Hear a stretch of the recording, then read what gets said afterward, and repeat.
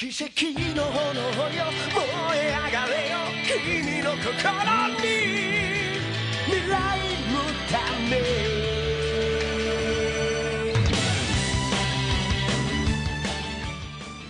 The first next generation DBZ game is here, but is it worth getting?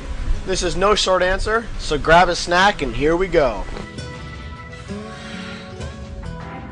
The story ranges from the start of DBZ to the end of Cell. You have all the important fights in between them. When a battle calls for the villain to win, you get to play as that villain. Battles are picked from the menu, which is divided between the sagas, which you're able to switch between freely. Nothing to really note here except for the drama pieces, but we'll go over those later in this review, and the cutscenes. The cutscenes are very true to the show and play in all the important parts, and they're probably the best part of the story mode. I don't need this planet anymore! I'm going to demolish you along with the rest of the Earth!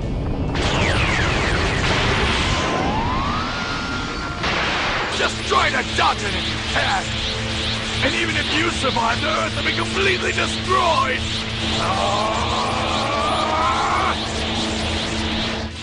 I've got to try it! Kaioken times 3! Kamehameha!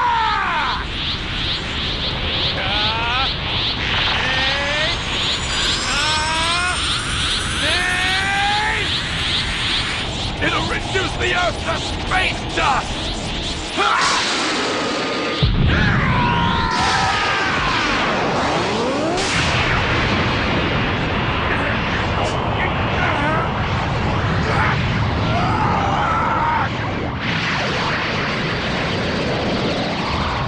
Kaioken times 4!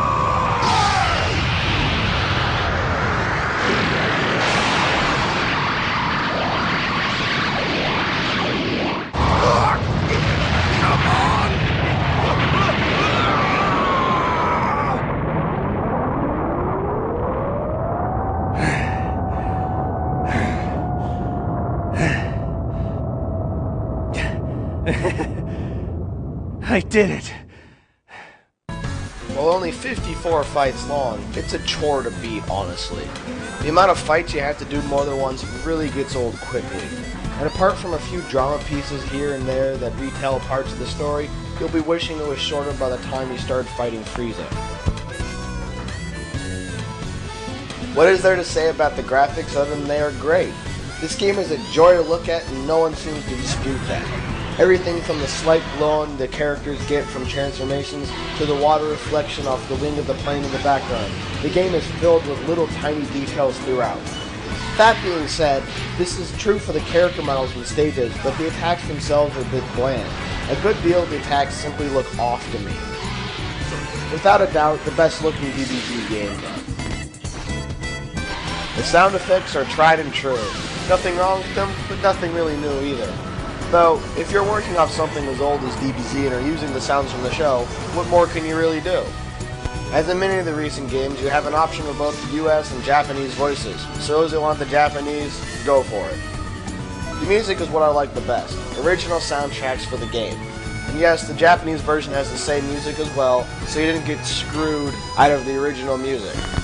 Gameplay, the core of any game. This is where the game seems to hit and miss with most people. But before we get into the fighting itself, let's look at all the game modes. Story we've already talked about, so let's cover versus. You have your standard modes of all the combinations you can make between two players in a computer. So you pick your mode, your fighter, and your ultimate. Now this is where things get interesting. Now you have to pick your partner.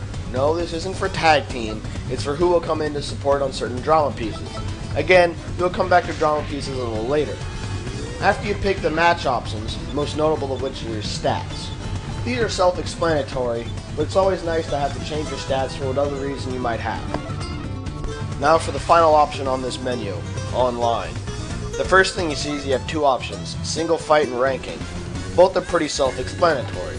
My main complaint here is how the interface works. It needs work. When you go to look for games that you want to play, you enter what you want and it searches for it, and that's all good, but why do I have to do it each time? Why can't I just set it as a filter and search for games?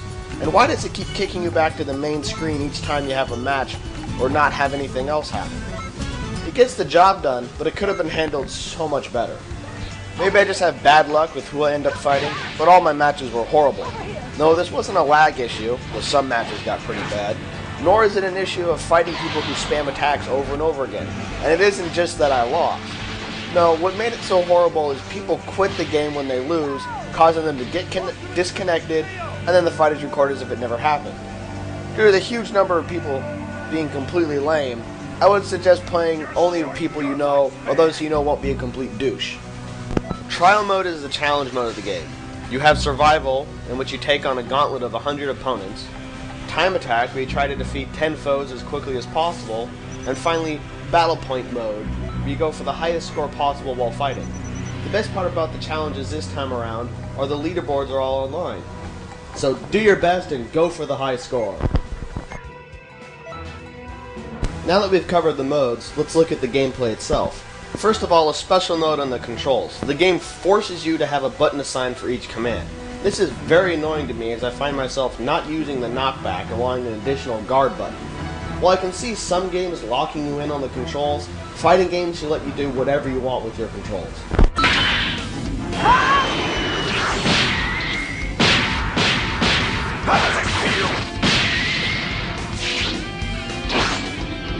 I'm surprised. I wouldn't have thought anyone, human or alien, could have come this far. A big part of gameplay, no matter what mode you play, are drama pieces. What is a drama piece? It can best be described as an event that happens in-game after certain conditions are met that changes the fight in some way. Once the conditions are met, the event will trigger automatically. There are many different effects that can come out of these events. Things ranging from health restoration to resetting your opponent's stats back to base. The fun thing about these scenes is your partner will say different things if you use the correct character, such as picking Raditz as your partner if you were Goku. Not only will they say something different, but your fighter will comment on it as well. Some are pretty funny too.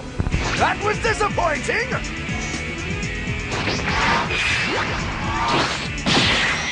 Shut up!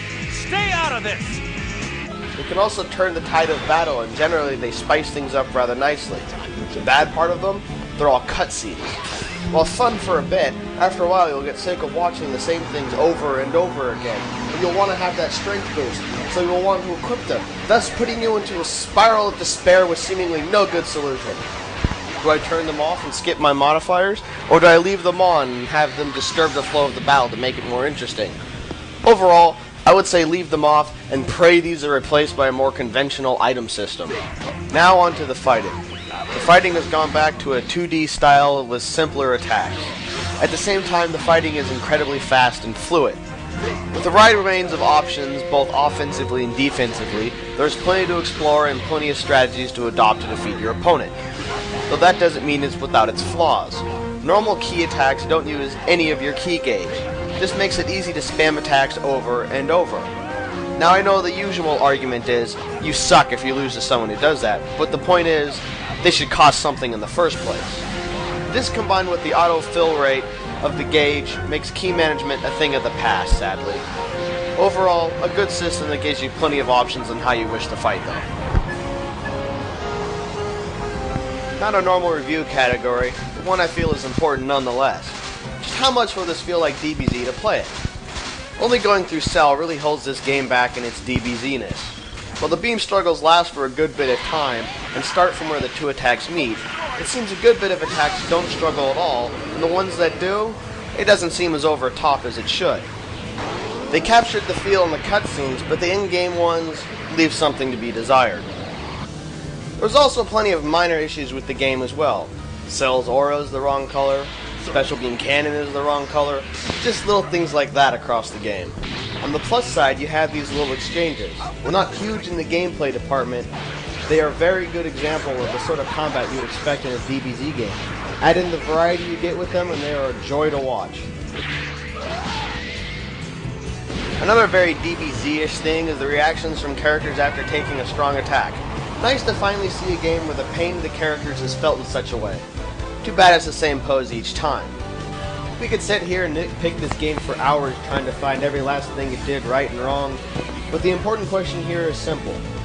If they left the game how it is, replaced the characters, and changed the story, would people call it a DBZ ripoff? Probably so it passes as a DBZ game. If you're looking for a good, solid fighting game, then you might want to at least check this one out. If you are a hardcore DBZ fan who wants a DBZ fighter and not just a fighting game with DBZ characters, you might want to look elsewhere.